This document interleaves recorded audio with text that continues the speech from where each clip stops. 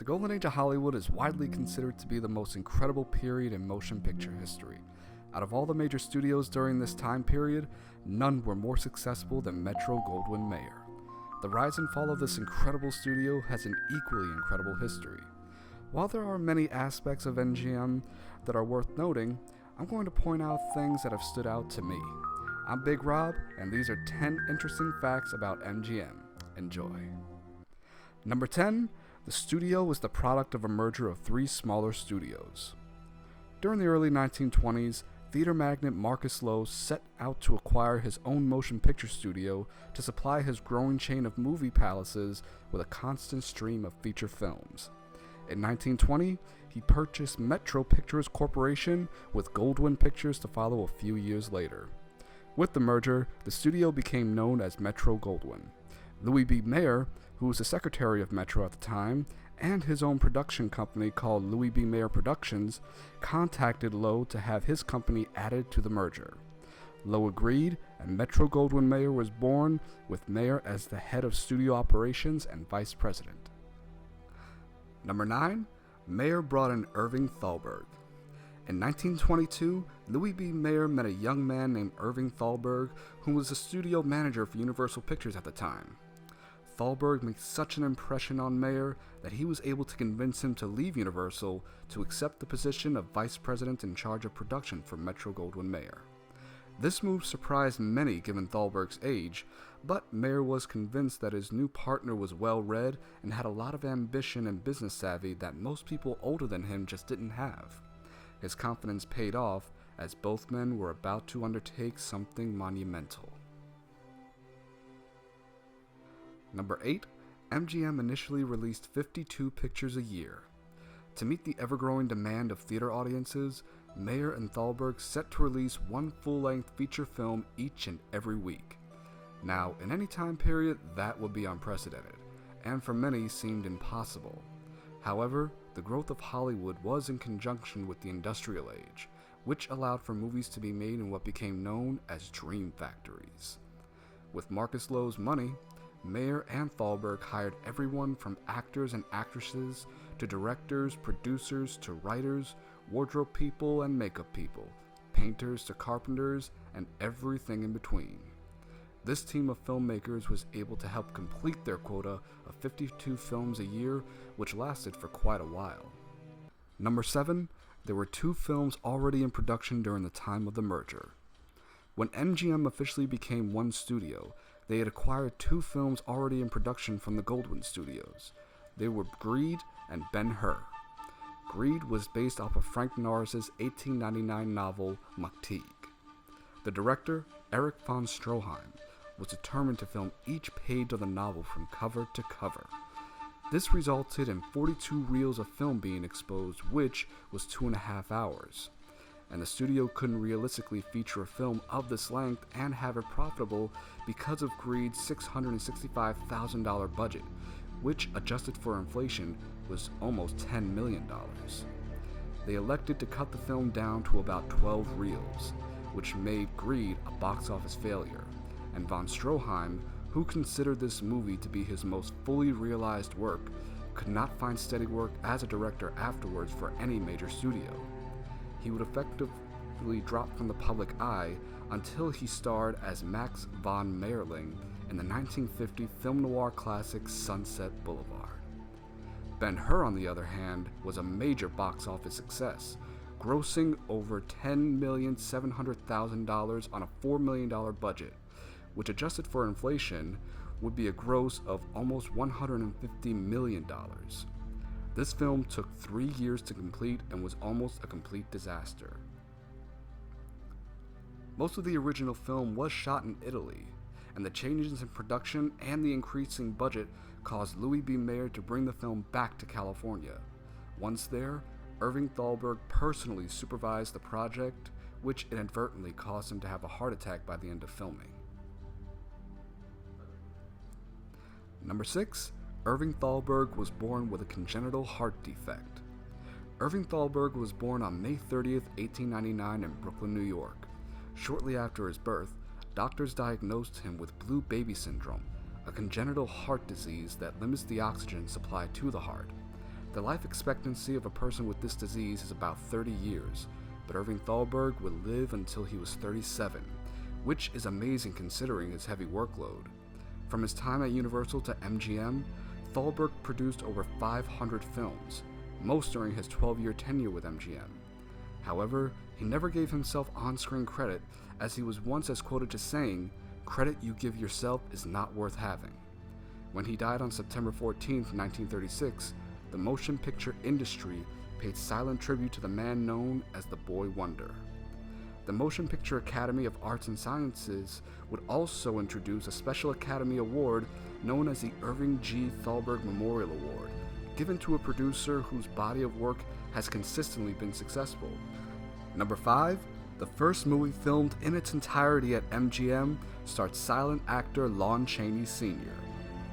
After the merger in 1924, Marcus Lowe and Louis B. Mayer adopted the Goldwyn logo of a roaring lion framed by the old Goldwyn logo, Ars Gratia Artis, which means art for art's sake.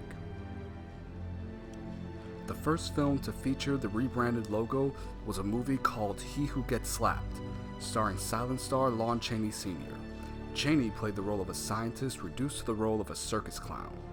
With its showcase of poetic tragedy, unrequited love, and slow death, it became a hit and made Lon Chaney an even bigger star, as he had already established himself as the man of a thousand faces for his self-makeup work in films such as The Hunchback of Notre Dame and The Phantom of the Opera. With many of his techniques still used today, Chaney is credited with revolutionizing the concept of horror films. His son, Lon Chaney Jr., would also go on to have great success, most notably in the film The Wolfman. Number 4. MGM would be the last studio to convert to sound. The coming of sound was not well received by many in the industry, as historically Hollywood is afraid of change. However, the Warner Brothers 1927 film The Jazz Singer ended the reign of silent films overnight, as demand for sound pictures increased dramatically. Mayer decided to wait and see how things played out, but eventually had to succumb to audience demands. Building fortress-like sound stages, the studio immediately began hiring sound supervisors to test their actors and actresses in the hopes of finding a way to profit in the new age. While stars such as Greta Garbo and Norma Shearer would successfully make the conversion from silent to sound, silent stars such as Mae Murray and John Gilbert would fall into obscurity, as the audience did not react well to their voices. Not that they were bad voices, but the audience over the years had imagined what these stars would sound like, and if hearing them for the first time did not meet their imagination, they didn't accept them. Number 3. Louis B. Mayer hated Marcus Lowe's successor. Marcus Lowe sadly passed away in 1927 in his sleep. His successor was a man named Nicholas Schenck, who was Lowe's longtime assistant. Both Schenck and Mayer had a deep disdain for each other, with Mayer often referring to his boss as Mr. Skunk. This only further escalated when Schenck decided to sell Lowe's Incorporated, the parent company of MGM, to his rival, William Fox of Fox Film Corporation. Using his political connections in Washington, Mayer had the Justice Department delay the final approval of the sale on antitrust grounds. A car accident following this, along with the stock market crash of 1929, killed the deal completely. Nicholas Schenck was furious, but unfortunately could not do anything about it, as the studio was making a lot of money at the time, and he knew the team of Mayer and Thalberg was a major reason for that. That would change in 1949 when Schenck hired a man named Dory Sherry to assume Thalberg's former role as vice president in charge of production. Both Sherry and Mayer disagreed heavily on movie tastes, as Mayer loved sentimental films that idealized America, while Dory Sherry loved message pictures. After one intense argument in 1951, Mayer gave Nicholas Schenck an ultimatum: it's either me or Sherry.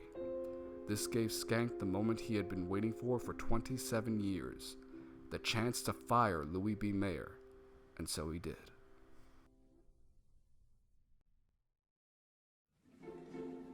Number 2, MGM became widely known for their movie musicals. Musicals have been around since movies converted to sound. In fact, in 1929, MGM's film The Broadway Melody won the Academy Award for Best Picture, the first movie of its kind to do so. It was marketed as an all-talking, all-singing, and all-dancing film. Over the next few decades, films such as Rosemary, Maytime, Babes in Arms, Best Foot Forward, Easter Parade, An American in Paris, and Singin' in the Rain would go on to become classics in the musical genre.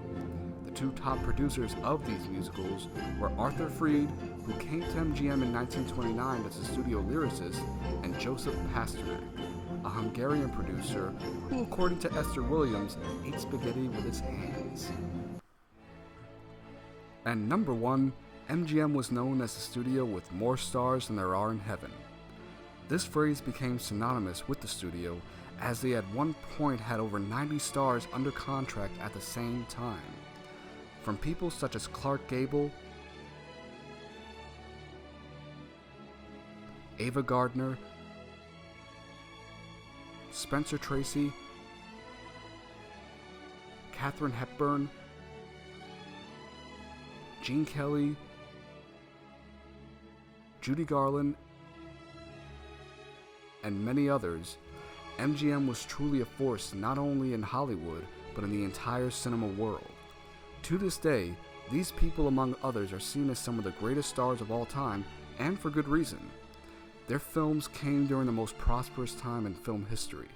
They helped provide an escape during extremely hard times, such as the Great Depression and World War II, and continue to inspire generations of filmgoers today. Such a feat may never be duplicated, but it is important to remember that without these men and women, both in front of and behind the camera, we wouldn't have the images that have allowed us to be swept away into a world of endless possibilities, a world where stories and images continue to captivate and excite us, the world of moving pictures. And those are 10 interesting facts about Metro-Goldwyn-Mayer. If you enjoyed this video, please like, share, and subscribe. Also, be on the lookout for upcoming episodes and hit the like button on the Big Rob's Classic Cinema Facebook page. The link will be in the description. I hope you enjoyed this video. I'm Big Rob, and I'll see you again soon.